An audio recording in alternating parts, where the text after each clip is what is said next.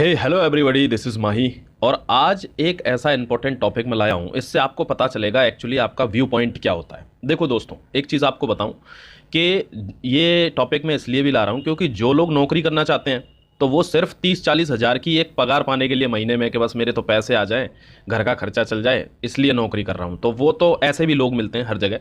लेकिन कुछ लोग होते हैं जिनका एक व्यू पॉइंट होता है, उनका एक नज़रिया होता है हर मुद्दे के लिए, देश के लिए। कुछ लोग देश के लिए नौकरी करते हैं, चाहे वो पुलिस में करें, कोई प्राइवेट नौकरी करें या करें फौज में। तो ये मुद्दा जो है वो आज व्यू पॉइंट क्लियर करेगा आपका कि आप किस टाइप के सिटीजन हैं साथियों, समझे। देखो, आपको एक चीज़ बताऊं, चाहे आप फौज में हो या किसी छोटी नौकरी में हो, बिल्कुल प्राइवेट जॉब में, या किसी सरकारी कांस्टेबल, एसआई, एसएसपी, एसपी, कुछ भी हो आप, अगर आपका अपना कोई नज़रिया नहीं है तो आप वैसे ही नौकरी करोगे जैसे पुराने टाइम पे, मुगल्स के टाइम पे भी लोग नौकरी करते थे। भाई पगार तो उनको भी मिलती थी, लेकिन उनका कोई वर्चस्व नहीं था, वो उनका कोई ऐसा नहीं था कि वो अपना कोई व्यू पॉइंट रख सकें, उनकी कोई वैल्यू नहीं थी समाज के अंदर। तो अगर समय के साथ, टाइम के साथ आप नहीं बदलोगे तो आज भी वही स्थिति हो जाएगी। देखो साथियों, आप किसी भी डिपार्टमेंट में हैं, आपको हर चीज़ की नॉलेज होना बहुत ज़रूरी है। ऐसा मैं क्यों कह रहा हूँ कि जैसे देखो, राहुल गांधी है, राहुल गांधी बहुत बड़े लीडर हैं और प्राइम मिनिस्टरियल कैंडिडेट हैं एक बहुत बड़ी पार्टी का, यानी सबसे बड़ी पार्टी के, देश की के, सबसे पुरानी पार्टी के। लेकिन उनसे कर्नाटक में एक लड़की क्वेश्चन पूछ लेती है कि सर, अगर आप सत्ता में आते हैं तो एनसीसी आने पर आप क्या क्या उसमें और जोड़ देंगे जिससे हम लोगों को अच्छा लगे और हमें नौकरी मिल सके या हम फौज में जा सके। तो राहुल गांधी वॉज रिप्लाइड, उन्होंने क्या रिप्लाई किया कि मुझे एनसीसी के बारे में इतनी जानकारी नहीं है। तो समझे, इतनी बड़ी पोजीशन पर जाके, या आप कोई छोटे भी व्यक्ति हैं, अगर आपको जानकारी नहीं है तो दिक्कत होगी। अगर यही क्वेश्चन मोदी से पूछा जाता तो मोदी वहां, भले ही मोदी ने एनसीसी की ट्रेनिंग नहीं की, उसने भी कुछ नहीं, वो उसको भी आइडिया नहीं है उसका, लेकिन वो वहां भी ऐसे करके उस बात को हैंडल कर जाता कि भाइयों बहनों, एनसीसी जो है वो भारत की सेना का एक अभिन्न अंग है, यही लोग तो जाके सैनिक बनेंगे। तो ऐसे करके वो चीज को इंटरप्रिटेट कर देता। यही क्वालिटी आपके पास होनी चाहिए। मोदी जी पढ़े लिखे नहीं है, 5 पास भी नहीं है वो ढंग से, लेकिन वो देश के प्रधानमंत्री है। तो और एक बंदा जो बहुत हाईली क्वालिफाइड है, राहुल गांधी, वो बहुत ही स्ट्रगल कर रहे हैं कैरियर के साथ। तो ये सिर्फ हमारी अंडरस्टैंडिंग, हमारे व्यू पॉइंट का फर्क है और कुछ फर्क नहीं है। वो ज़्यादा पढ़े लिखे हैं, वो बिल्कुल पढ़ा लिखा नहीं है, समझ गए साथियों। तो मैं ये टॉपिक इसलिए आपको आज समझाना चाह रहा हूं कि आप देश के प्रति क्या सोचते हैं। देखो, जैसा आपने हेडिंग देख ली होगी साथियों, हेडिंग में क्या लिखा हुआ है कि अफगानिस्तान में अब क्या शुरू होने वाला है। आप सबको पता है अफगानिस्तान वाला इश्यू, लेकिन अफगानिस्तान वाले इश्यू से देश, दुनिया और भारत पर क्या असर पड़ेगा, भारत को क्या सीखना चाहिए इस चीज़ से, ये चीज़ मैं आपको यहां पर आज बताऊंगा दोस्तों। देखो, तालिबान क्या कर रहा है, घर घर जा रहा है, और घर घर जाके वो यंग लड़कियां, ये 10-10, 12-12 साल की छोटी छोटी बच्चियों को भी उठा के ले जा रहे हैं। किसके लिए? ये सेक्स स्लेव बनाने के लिए, यानी गुलाम बनाने के लिए। इनको क्यों ऐसा कर रहे हैं? क्योंकि अमेरिका ने ऐसी हरकत कर दी, नाटो विड्रॉल। नाटो का मतलब होता है नॉर्थ अटलांटिक ट्रीटी ऑर्गेनाइजेशन। इस ट्रीटी के अंदर अमेरिका का यह दायित्व था, ये यहाँ पर ये फोर्सेस बना के रखे, इनकी रक्षा करे, लेकिन उन्होंने अपने आप को विड्रॉल कर लिया और उसकी वजह से तालिबान ने यहाँ पे कब्जा कर लिया। देखो, सबसे इंपॉर्टेंट इश्यू पे बात करते हैं दोस्तों, आपको समझ आएगा कि इसकी स्थिति, ये जो स्थिति है वो क्यों बदली है आजकल अफगानिस्तान में। ये स्थिति क्यों है जो फोटो आपको दिख रहा है? क्योंकि सत्ता में ये लोग आ गए। क्योंकि सत्ता में कौन आ गया? ये लोग आ गए। आप देख रहे हैं एक अच्छी ऑफिस में किस टाइप के लोग बैठे हुए हैं, लगता है कभी नहाते भी नहीं है ये। अब जो व्यक्ति नहा ही नहीं रहा है, उसका दिमाग कैसे फ्रेश होगा? तो इसीलिए इन दिमागों में कूड़ा भरा हुआ है, कचरा, कि कैसे लोगों को मारा जाए, कैसे इस्लामिक जो कानून है वो पूरे वर्ल्ड पे थोप दिया जाए, कैसे लड़कियों को बुर्का पहना दिया जाए, कैसे उनको सिर्फ मदरसों तक ही सीमित कर दिया जाए। कोई ड्राइविंग नहीं करेगी, कोई लड़की गेम स्पोर्ट्स में पार्टिसिपेट नहीं करेगी, लड़कियों का काम है घर पे रहना, बच्चे पैदा करना। इस टाइप की मानसिकता के ये लोग, तुम्हें लगता है किसी देश को चलाएंगे? अब आपको बात बताता हूं साथियों, ऐसा क्यों हुआ है। क्योंकि ये लोग आ गए पावर में। अब पावर में ये कैसे आ गए? अचानक से एक देश पर कब्जा कैसे हो गया? आप एक बात समझिए कि अचानक से जो हमारे देश में नक्सलाइट हैं, नक्सल जिनको कहते हैं, ये झारखंड, मध्य प्रदेश और ये वेस्ट बंगाल, इनके कुछ कुछ इलाकों में मिलते हैं ये लोग नक्सल, जो मतलब सरकार के खिलाफ काम करते हैं। तो ये नक्सल अगर कल की तारीख में हथियारों के, यानी आर्म्ड रिवेलियन कर दें और हथियारों के दम पर भारत को कब्जा लें, तो क्या भारत की आर्मी चुप हो जाएगी या लोग डर जाएंगे इनसे? कभी भी नहीं, जिंदगी में नहीं, ऐसा हो ही नहीं सकता। तो साथियों, ये ऐसा अफगानिस्तान में हो गया। अफगानिस्तान में क्यों हो गया ऐसा? यानी कि आप एक बात समझिए, अगर भारत की किसी चीज पर आंच आती है तो यहां का फौजी जान देने के लिए तैयार रहता है। आप फौजी बन रहे हो, आप पुलिस बन रहे हो, आप डिफेंस पर्सनल बन रहे हो, आप इस बात को बेहतर तरीके से समझोगे कि यहां का फौजी 1 मिनट में जी जान पे खेल जाता है। क्यों? क्योंकि आपने एक बात सुनी होगी, वो कहते हैं नेशन फर्स्ट, फैमिली नेक्स्ट, यानी देश उनके लिए सर्वोपरि है। तो ये जो भावना थी वो अफगानी सोल्जर्स की कहां चली गई? अफगानी सोल्जर्स में जो देश प्रेम था वो क्यों नहीं था? क्योंकि साथियों एक बात आपको बता दूं, चाहे कोई कितना भी प्रयास कर ले, लेकिन बाहर से, जैसे अमेरिका यहां पर प्रयास कर रहा था डेमोक्रेसी स्टेब्लिश करने की, लेकिन डेमोक्रेसी बाहर के किसी कंट्री के फोर्सफुल रवैये से स्टेब्लिश नहीं होती। ये एक आंतरिक भावना होती है, लोगों में जागरूकता होती है। अब हमारे यहाँ के जो लोग हैं वो जागरूक हैं। जो डेमोक्रेसी है वो अमेरिका ने बहुत कोशिश की। देखो वियतनाम में कोशिश की इन्होंने ताइवान में कोशिश की, इन्होंने ईरान में कोशिश की, इन्होंने इराक में कोशिश की, और अब अफगानिस्तान में भी कोशिश कर ली। ये हर जगह फेल हुए, कहीं भी ये डेमोक्रेसी स्टेब्लिश नहीं कर पाए। क्योंकि साथियों ये ऐसा काम है ही नहीं जो बाहर से पैसे का इन्वेस्टमेंट करके डेमोक्रेसी स्टेब्लिश हो जाए। ऐसा मैं क्यों बोल रहा हूं? ऐसा मैं इसलिए बोल रहा हूं क्योंकि आप देखो, किसी कंट्री में पैसा इन्वेस्ट कर सकते हो, रुपये इन्वेस्ट कर सकते हो, वहां का इंफ्रास्ट्रक्चर बना सकते हो, वहां पे आप किसी भी जो पॉलिटिकल, सोशल, इकोनॉमिकल कैसा भी इन्वेस्टमेंट कर सकते हो, लेकिन आप किसी आदमी में देशभक्ति पैदा नहीं कर सकते। आप किसी आदमी में जो इच्छा शक्ति है, जो देश के लिए मर मिटने की भावना भारत के फौजियों में, भारत के पुलिस वालों में है, वो आप जबरदस्ती किसी देश में पैदा नहीं कर सकते। ये बाई बर्थ होती है, कहते हैं ना पूत के पैर पालने में दिख जाते हैं। ये वही है। हिंदुस्तान हो, अमेरिका हो, इजराइल हो, या हो आपका जर्मनी, या हो आपका ब्रिटेन, साथियों इन देशों में देश प्रेम की भावना बहुत ज़्यादा है। ये अपने देश के लिए मरते मिटते हैं ये लोग। लेकिन ये भावना किसी भी इस्लामिक कंट्री में नहीं देखी मैंने। चाहे इस्लामिक कंट्री वो कोई भी हो, वो टर्की हो, ताजिकिस्तान हो, उज्बेकिस्तान हो, पाकिस्तान, तो ये तो घटिया चीज़ है, और चाहे कोई सा भी हो, कोई सा भी कंट्री हो, देश प्रेम की भावना बहुत कम देखने को मिलती है। इनसे ज़्यादा तो देश प्रेम की भावना बांग्लादेश में देखने को मिलती है, और इसका असर है भारत का बॉर्डर लगा होना, भारत के वेस्ट बंगाल का टच होना, इसलिए इनमें देश प्रेम की भावना है। उनका तो नेशनल एंथम भी हमारे रविंद्रनाथ टैगोर साहब ने लिखा है, इसलिए थोड़ी सी उन पर असर है देश प्रेम का। बात यहाँ तक समझ में आई साथियों? अब एक बात समझो आप, अमेरिका ने कहा है कि हमने जो है अफगानिस्तान में बहुत सारा पैसा इन्वेस्ट किया है। बहुत सारा पैसा मतलब बिलियंस ऑफ रुपीज़ इन्वेस्टमेंट किया है अफगानिस्तान में। आपने बिलियंस ऑफ रुपीज़ अफगानिस्तान में इन्वेस्ट किया। वहाँ की जो आर्मी है अफगानिस्तान की, उनको इन्होंने, जो अमेरिका की आर्मी, देखो अमेरिका की army best of the world है, ये मानी जाती है, हाईली इक्विप्ड और बेस्ट ऑफ द वर्ल्ड। लेकिन उसके बावजूद इन्होंने अफगानिस्तान के जो सोल्जर्स हैं उनको ट्रेंड किया, और उसके कितने सोल्जर्स को? 3 लाख सोल्जर्स को ट्रेंड किया। और पूरे तालिबानी कितने हैं? 75,000। कितने हैं साथियों? 75,000। अंतर देख लो आप। यहां से एक चीज समझ में आती है, आपको पता हो तो, कि जब हल्दी घाटी का युद्ध हो रहा था दोस्तों, तो महाराणा प्रताप से पूछा गया था कि आप तो 8,000 लोग हो, 8K ओनली, और सामने 85,000 की मानसिंह की सेना है, 85K, क्यों मरने आए हो यहाँ पे? तो महाराणा प्रताप का ये स्टेटमेंट था। आप कभी राजस्थान जाओगे, वहाँ की किताबें पढ़ोगे तो आपको समझ में आएगा साथियों।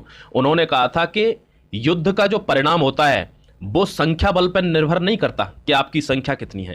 कहते हैं युद्ध का जब परिणाम होता है वो देश प्रेम के उन्माद पर निर्भर करता है कि आपको देश के लिए कितना प्रेम है, देश प्रेम का कितना उन्माद है आपके अंदर। साथियों वही था।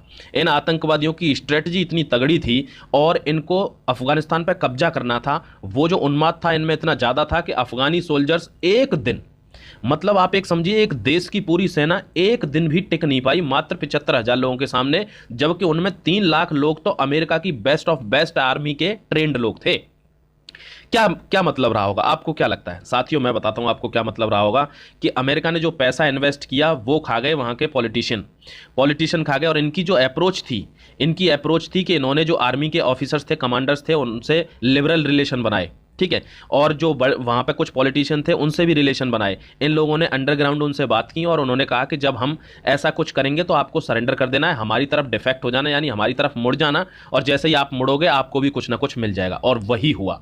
जब इन्होंने कब्जा करना शुरू किया तो आर्मी ने सरेंडर कर दिया। सारी पॉलिटिकल और सारी जो मिलिट्री थी वो पूरी सरेंडर हो गई साथियों। ये इसका सबसे बड़ा रीजन था। ताश के पत्तों की तरह बिखर गए। अमेरिका कहता था कि अगर तालिबान से फुल फ्लैज वॉर होता है अफगानिस्तान की आर्मी का तो लगभग 90 दिन चलेगा ये वॉर, यानी 90 दिन तक आराम से लड़ सकते हैं अफगानिस्तान, इतना उनके पास हथियार हैं, इतना बारूद है। लेकिन आपको मैं एक सच्ची घटना बता दूं कि ये जो आर्मी है अफगानिस्तान की वो 90 मिनट में सिस्टम खत्म हो गया।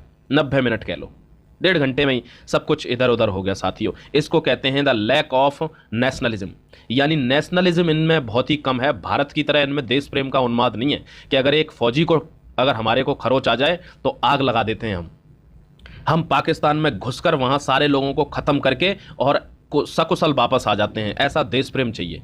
आपने मोसाद के बारे में सुना होगा, इजराइल की सेना है, 1 मिनट में तबाह कर देगी अगर देश के ऊपर कोई बात आ गई तो।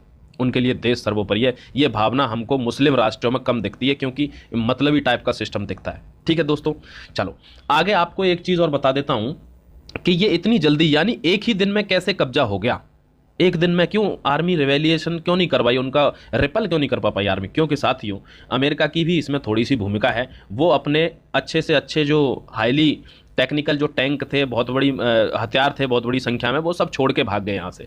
तो वो जो अब तालिबान के पास क्या हुआ, पहले पुराने सुराने हथियार थे तालिबान के पास, जब यूएसएसआर वाला युद्ध हुआ था उस टाइम के इन पे कुछ हथियार थे पुराने धुराने, लेकिन अब इनके पास लेटेस्ट अमेरिकन वेपन्स हैं, लेटेस्ट अमेरिकन वेपन्स, और उसी की वजह से इन्होंने सरेंडर करवा दिया अफगानिस्तान की आर्मी पर। साथियों अब भारत की बात कर लेते हैं कि भारत पर इसका क्या असर होगा। दोस्तों देखो, भारत के पर्सपेक्टिव में अगर मैं बात करूं साथियों, आपको पहले तो ये चीज देख लो, ये ऐसे कह रहे हैं कि शांति कर देंगे, अच्छे से ट्रीट करेंगे। तुमको इनकी शक्ल देख के लगता है ये शांति स्थापित करेंगे? अगर ऐसे लोग शांति स्थापित करते होते दोस्तों तो फिर बात ही क्या थी, फिर आर्मी इतना डरती क्यों? देखो अब आपको एक चीज बता देता हूं साथियों कि अब ये लोग तो पावर में आ गए। अब एस जयशंकर ये हमारे एक्सटर्नल अफेयर मिनिस्टर हैं साथियों, विदेश मंत्री जिनको कहते हैं। तो ये बहुत ही सुलझे हुए बंदे हैं, ये आईएफएस रहे हैं, 40 साल का एक्सपीरियंस है। ये बंदा पर्सनली मेरे को बहुत पसंद है, बहुत ही डिसेंट बंदा है। आप भी भविष्य में जाएंगे तो कहीं मंत्री बन सकते हैं, आप भी बड़े डिफेंस पर्सनल बन सकते हैं। तो आपका अपना एक व्यू पॉइंट होना चाहिए दोस्तों। देखो एस जयशंकर साहब अमेरिका में गए, प्रेस कॉन्फ्रेंस हुई, उनसे पूछा गया कि एक बात बताओ भाई साहब कि इंडिया अब क्या करेगा, इंडिया इस चीज़ को कैसे देख रहा है? तो उन्होंने कितना सुलझा हुआ जवाब दिया साथियों। आप छोटी छोटी बात पर ग्रुप में लड़ जाते हो, आप देखो जब व्यू पॉइंट ब्रॉड हो जाता है तो लोग कैसे न्यूट्रल आंसर देते हैं। अमेरिका में प्रेस कॉन्फ्रेंस में जयशंकर साहब से पूछा गया कि इंडिया इस चीज़ को कैसे देखता है, क्या इंडिया तालिबान से अब बातचीत करेगा? तो उन्होंने क्या चीज़ कही कि अफगानिस्तान में जो सिचुएशन है अभी उसको पूरा विश्व देख रहा है, सिर्फ इंडिया नहीं देख रहा, पूरा विश्व उसको अभी सिर्फ ऑब्जर्व कर रहा है कि वो किस टाइप की एक्टिविटी कर रहे हैं। जैसे ही हमको लगेगा कि वो अच्छा काम कर रहे हैं या वो मतलब जो है कि सोशलिज्म को फॉलो करेंगे और कोई भी आतंकवाद नहीं होगा, उसके बाद जो है विश्व इस चीज़ पर फैसला लेगा कि इसकी गवर्नमेंट को रिकॉग्नाइज करना है या नहीं करना है। अभी सिर्फ उनकी एक्टिविटीज़ को ऑब्जर्व किया जा रहा है। साथियों उनसे दूसरा क्वेश्चन पूछा गया, क्या इंडिया तालिबान से बात करेगी, डायरेक्टली इंडल्ज होगी उनकी बातचीत में? तो उन्होंने कितना सही उत्तर दिया। उन्होंने कहा कि देखो उनके पास पावर तो है, उन्होंने एक देश को टेक ओवर भी कर लिया, तो उन्होंने प्रूफ तो दे दिया कि हम भी मतलब जो है एग्जिस्टेंस में हैं। तो अगर वो काम अच्छा करते हैं, और जो भारत का रिश्ता है वो तालिबान के या किसी पर्टिकुलर के साथ नहीं है, भारत का रिश्ता है अफगानिस्तान की जनता के साथ। देखो आंसर इस ऐसे देते हैं आंसर, भारत का रिश्ता अफगानिस्तान की जनता के साथ है। तो जैसे जनता को अगर कोई दिक्कत नहीं होगी तो डायरेक्टली भारत किसी से भी बात कर लेगा। समझ गए दोस्तों कि जनता को अगर दिक्कत नहीं होगी तो भारत किसी से भी डायरेक्टली बात कर लेगा, ये उन्होंने कहा एस जयशंकर साहब ने। अब आप एक बात समझो, इंडिया को किस चीज का डर है? तो इंडिया को डर है साथियों जो लेटेस्ट वेपन्स आ गए हैं इन पर, तालिबान पर, उसकी वजह से कश्मीर में मिलिटेंसी बढ़ सकती है, क्योंकि यहाँ पे पाकिस्तान की लाट टपक रही है, उनका बहुत मनोबल बढ़ गया है। तो इसलिए कश्मीर में अगर दिक्कत होती है तो वो लेटेस्ट वेपन जो अमेरिका ने, भारत से हमेशा अफगानिस्तान वेपन मांगता था दोस्तों, इंडिया ने क्या किया कि खूब पैसे लगाए अफगानिस्तान में, खूब सारा इन्वेस्टमेंट किया, सब कुछ किया, लेकिन कभी भी इनको हथियार नहीं दिए। क्यों? क्योंकि भारत जानता है कि इनको हथियार दिए तो कहीं ना कहीं होके वो हथियार इन लोगों पर पहुंचेंगे, तालिबान पे, अफगानिस्तान में। और अगर तालिबान पर हथियार पहुंचते हैं तो इससे इंडिया को नुकसान है, कश्मीर में या भारत में कहीं भी। समझ गए? इसलिए अब आपको एक चीज़ और बताऊं, जयशंकर साहब से एक क्वेश्चन और पूछा गया साथियों कि भारत ने बहुत सारा पैसा लगाया है अफगानिस्तान में, अब आप इस चीज़ को क्या देखते हो? देखो कितना ब्रिलियंट रिप्लाई दिया जयशंकर साहब ने। उन्होंने कहा कि भारत ने जो पैसा लगाया अफगानिस्तान में, वो हमने कभी भी रिटर्न के लिए पैसा नहीं लगाया, we never thought about return, हमने हमेशा उनकी हेल्प के लिए पैसा लगाया है। ऐसे जब ये बहुत ही पॉजिटिव मैसेज गया है अफगानिस्तान के लिए, अफगानिस्तान के लोगों के लिए, ऐसे लोग होने चाहिए सत्ता में। अब आप समझ गए?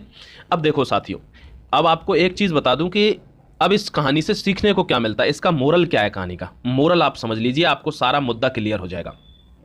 इस कहानी का मोरल है दोस्तों कि ये जो एक्सट्रीमिस्ट ग्रुप हैं, यानी ये जो आतंकवादी टाइप ग्रुप हैं, कौन से, Hezbollah, al Qaeda, Taliban, Islamic state यानी आईएसआईएस, ये जो ग्रुप हैं, इनका क्या हुआ है, इस तालिबान के टेक ओवर से अफगानिस्तान में इनका कहीं ना कहीं मनोबल बढ़ गया है। इनका मनोबल किस सेंस में बढ़ा है साथियों?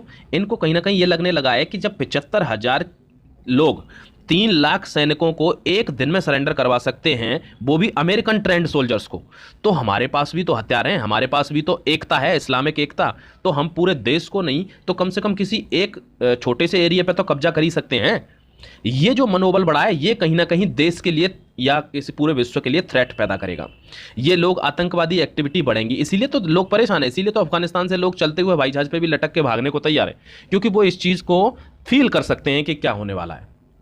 तो दोस्तों, एक चीज़ यहां से ये सीखने को मिली कि ये जो आतंकवादी संगठन है इनका मनोबल बढ़ गया है। दूसरी चीज़ सीखने को मिली कि अगर आपको युद्ध जीतना है या आपको किसी देश पर कब्जा करना है या आपको अपने देश से किसी को भगाना है, तो इसमें नंबर्स जो हैं, numbers does not matter. Numbers matter नहीं करते हैं, स्ट्रेटजी मैटर करेगी, आपकी रणनीति मैटर करेगी। 75,000 लोगों ने 3 लाख लोगों को सरेंडर करवा दिया, तो इसका क्या मतलब है? इनकी रणनीति अच्छी थी, इन्होंने बैकग्राउंड में काम किया बहुत ज़्यादा, जो कि अफगानिस्तान सोल्जर्स नहीं कर पाए। नेशनलिज्म नहीं था, अच्छी लीडरशिप नहीं थी। समझ गए दोस्तों? तो ये चीज़ सीखने को मिलती है, इंडिया को भी ये चीज़ सीखने को मिलती है कि कैसे हम अपनी फोर्सेस को इतना फ्लेक्सिबल रखें, कैसे इतनी रणनीति बनाएं। जैसे हमने सर्जिकल स्ट्राइक की, चंद सैनिकों के साथ हमने जो है पूरे पाकिस्तान में घुसकर उनको मारा और आराम से सकुशल वापस भी आ गए। इसी को कहते हैं स्ट्रैटेजी। समझ गए दोस्तों? तो इसलिए कभी कभी लोग क्या करते हैं, चाइना की और इंडिया की फौजों की कंपैरिजन करने लगते हैं कि चाइना के पास ये है, इतने लोग हैं, इंडिया तो आधी भी नहीं, ये नहीं है। उससे मतलब नहीं है, यहाँ पे नंबर्स मैटर ही नहीं करे। ये चीज़ प्रूव हो गई, वर्ल्ड को ये सीखनी चाहिए कि संख्या से कुछ नहीं फर्क पड़ रहा, फर्क पड़ेगा आपकी स्ट्रैटेजी से, आपकी रणनीति कैसी है। आपका नंबर कितना भी है फौजियों का, कोई फर्क नहीं पड़ता दोस्तों, आपकी रणनीति कैसी है फर्क पड़ेगा। पाकिस्तान जैसे लोगों में नेशनलिज्म बिल्कुल नहीं है, क्योंकि उनके तो साथी अगर युद्ध में भी मर जाते हैं तो वो उनको भी कह देते हैं ये हमारा नहीं है भैया, किसी और देश का होगा, मार दो, मरे मराए को और मरवा देते हैं। तो इसलिए भारत एक ऐसा देश है कि अब भारत के बारे में तो क्या ही कहूँ, बस इतना ही कहूँगा साथियों। आपको अगर ये टॉपिक समझ में आया है तो अच्छे से इस पर ग्रिप बना लेना। और जय हिंद, वंदे मातरम।